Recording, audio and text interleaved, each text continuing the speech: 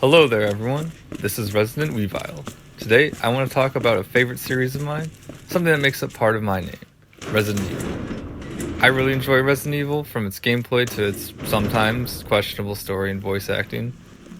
So I think the Resident Evil series is great. Why is that?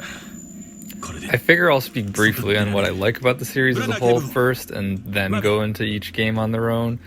Only mainline numbered games, however, are RE0 to 8, along with Code Veronica. I should also mention that I haven't played the original versions of the first 3 games, something I am going to fix soon. That means my only experience with 1, 2, and 3 are with the remakes.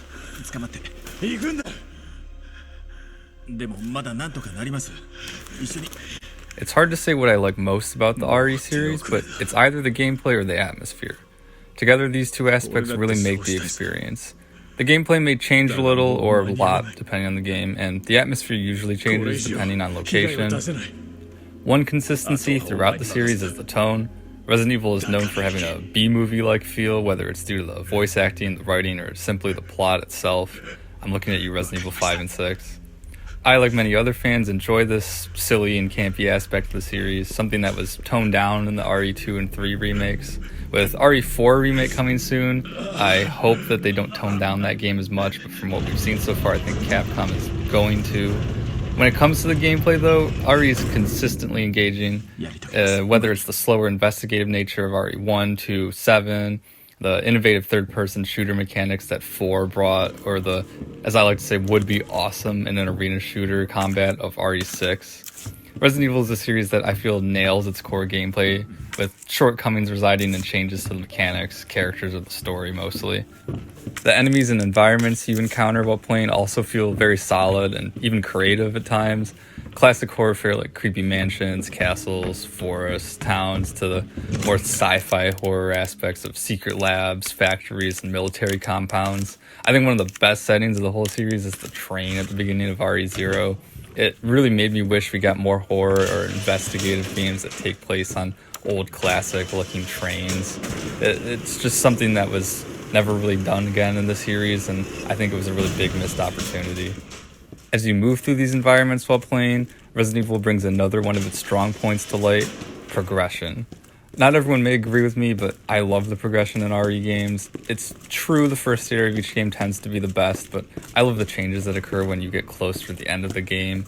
You start off fairly weak and vulnerable, and then you eventually become what is essentially a one-man army by the end, loaded with various weapons and just destroying the final boss with a rocket launcher, an explosion, or some crazy weapon. Certain aspects of game design and side modes also make RE games very replayable. Most entries are fairly short at about 8 hours, but they're paced well, encouraging repeat playthroughs along with side content. I find my least favorite entries are the ones that are the most frustrating to get through, reducing my enthusiasm to keep playing.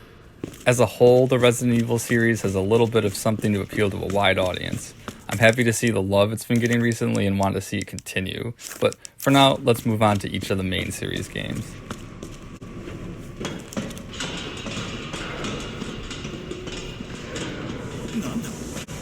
Resident Evil Remake is arguably the best game in the series. I'd say it's in my top 3 from what I have played of the series, and for those of you who enjoy the original survival horror style of RE Remake may very well be your favorite. The game keeps the gameplay of the original games, adds a couple of things, and finishes it off with amazing visuals that still look good today. The backgrounds of RE Remake are great and really add to the atmosphere. The option to pick Jill or Chris still remains, and your decision slightly alters bits of gameplay and changes some story points that you get to see in cutscenes. The game can still be tough, but it's not too difficult, and once you get the hang of things, you can easily speed through the game. The Steam versions of the games usually actually have an achievement to beat the game in a couple hours, depends, usually about 3-4 hours I'd say, so go for it once you get used to everything in the game. And the voice acting isn't as cheesy as the original, which could be good or bad depending on who you ask, but the new voice lines still have some of that B-movie goodness that you like from the original. This is the game I have the most desire to replay and the one I've probably spent the most time in-game on. RE Remake is just such an amazing game and one of the best remakes we've ever gotten in gaming, if I'm going to be honest.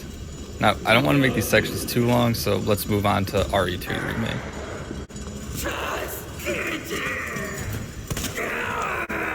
I find RE2 Remake to be a really fun and engaging experience. The overhauled third-person shooter mechanics feel great, and this game is just a joy to control.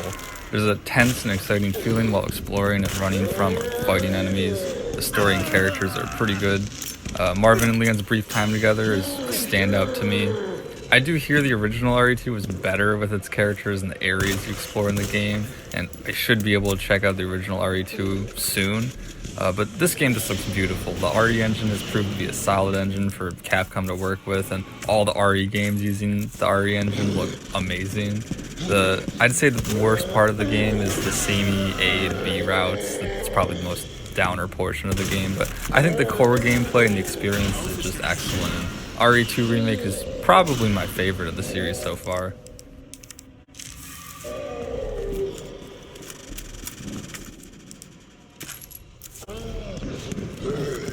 Resident Evil 3 Remake, or RE3 Remake as Boulder Punch calls it, is the most disappointing game in the series for me. It was the first game that came out after I really got into the Resident Evil series, and after RE2 Remake, I was really looking forward to 3.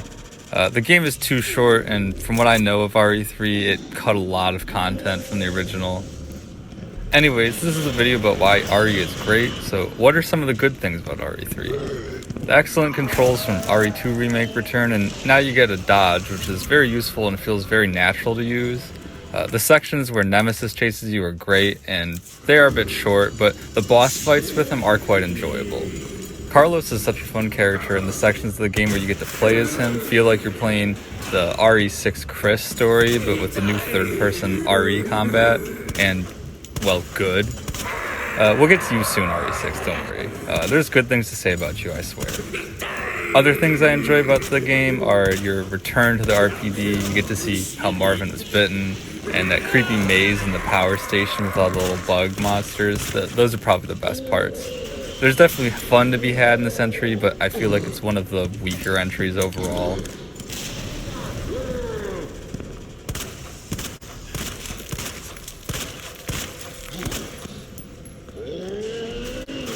Here we are, Resident Evil 4, the one that changed everything, and even game development itself. This game is well loved for a reason, and I see why it's many RE fans' favorite entry. Personally, it falls a little bit short for me as one of my favorites, but that's mostly up to personal taste. The third-person action gameplay just revolutionized games going forward, setting the standard of how third-person shooters function, and Resident Evil 4 also really embraces that campy B-movie style that Resident Evil is known for in its earlier years. The whole plot seems like it was taken from an 80s action movie script with horror and sci-fi creatures thrown in, and it's great. The game also takes us to a lot of different environments that all flow well together, and the pacing is perfect. Enemies are varied and challenging enough to give you a little bit of difficulty in combat, and the boss fights are lots of fun, and even the quick time events feel really good in this game. You also get a little bit of choice in how you want to play. The merchant lets you pick which weapons you want to use, so you can try out different things on subsequent playthroughs. The characters, these characters are great. Leon is an excellent protagonist, really fitting into the action hero role, both in tone and his actions. Louise and Ashley are really fun supporting characters, and seeing them interact with Leon is just very entertaining.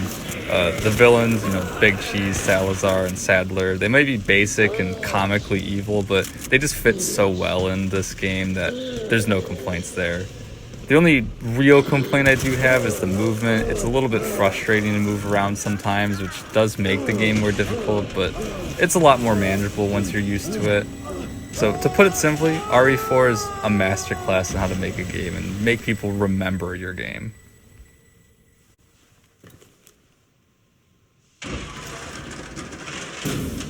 Oh boy, RE5.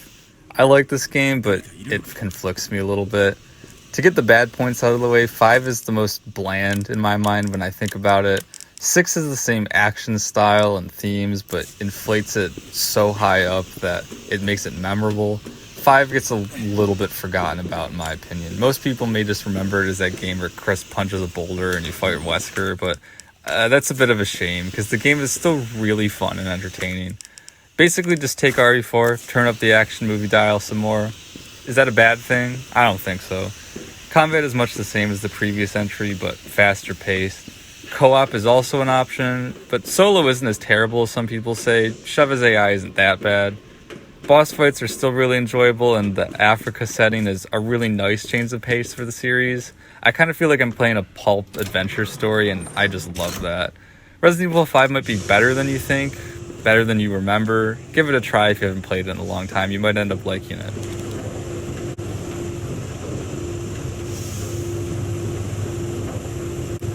Alright, we're at Resident Evil 6. Enough has been said about why 6 came up short and all of its problems, so I'm going to just try and talk about the good things. The combat system, which I mentioned at the beginning, is definitely the best part of the game. I really feel like this could work perfectly in some sort of arena shooter. Diving and rolling around not only look good, but it just feels so good to do, like you're watching a John Woo film. Sometimes I dive to the side while shooting just because I can. It's just that fun. Co-op is back, which is nice, so if you want to play with a friend, have at it. And I also appreciate the attempt at a grand story where all the other stories overlap and the characters run into each other throughout. It's kind of fun to see, though it could have been implemented a lot better. 6 isn't a bad game, and you'll enjoy it if you want to play something with the entertainment level and draw of like a Roland Emmerich film, I guess.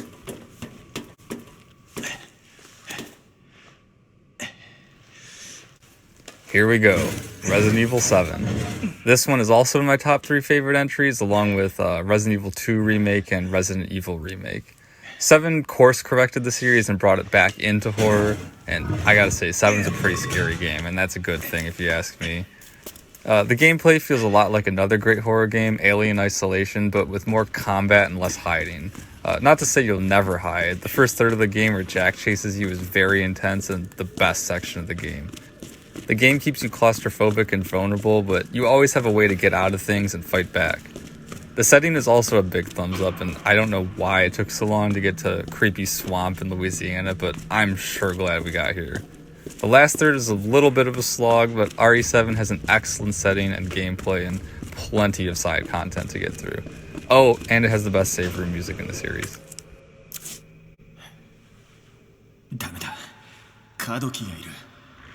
Resident Evil 8 is a lot of fun, even if it does worry me for the series' future. From the beginning, we could tell it was a fusion of 7 and 4, and that's mostly a good thing. The Merchant is back, different guy, but just as charming. There's a similar inventory system to 4, and it works so well when mixed with a modern Resident Evil crafting system. The environments and story beats are similar to 4 as well. It's still solid, but 4 would do it better, I say. Combat is much more prevalent in 7 and still feels great, the larger enemy variety really making full use of the combat system. The characters and story are on point just like 4. It's a bit more serious, but some of the characters are still a bit goofy and the plot is still ridiculous at points. So overall, RE8 didn't let me down, and I'm looking forward to what's next for the mainline Resident Evil series.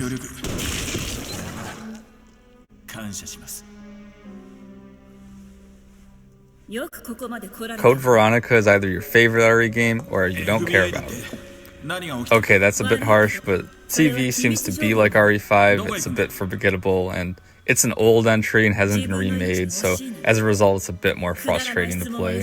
You do play as Claire again, which is a big plus, and you get to see Chris and Claire together on screen. It's also pretty easy to get your hands on compared to some of the older RE titles, since you can buy CV through Microsoft at the 360 store and you can play it on an Xbox One. So if you want an old school Resident Evil experience and you don't have a PlayStation 1 or a Dreamcast, there's an easy option.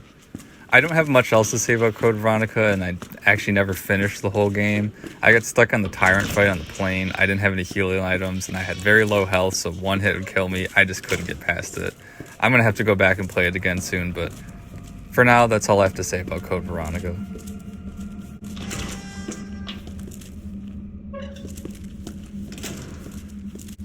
Finally, we have Resident Evil 0. RE0 came out on the GameCube with RE Remake and runs on the same engine. That means it looks just as good, and that train I mentioned earlier, oh, it looks excellent. Most of the other good points of 0 are shared with RE Remake. The 2 characters and the item swapping was an interesting idea, but it does make the game much more frustrating than it needs to be. 0 is pretty low on my list of favorite RE games, but it's still a pretty solid experience, and it's not a bad game by any means. Not much else to say. Give it a try if you never have. You might like it a lot more than I do.